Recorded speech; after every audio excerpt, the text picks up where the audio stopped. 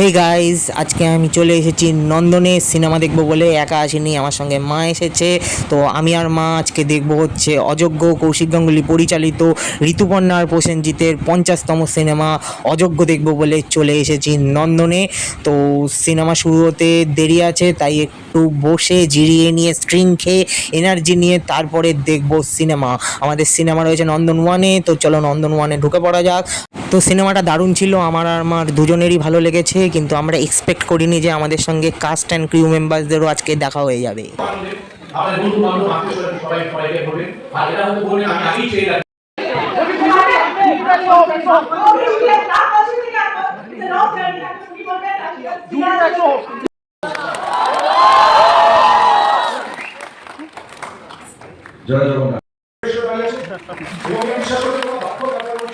তো সিনেমাটা শেষ হয়ে গেছে, এবার আমি আর আমার বাড়ি যাই। টাটা।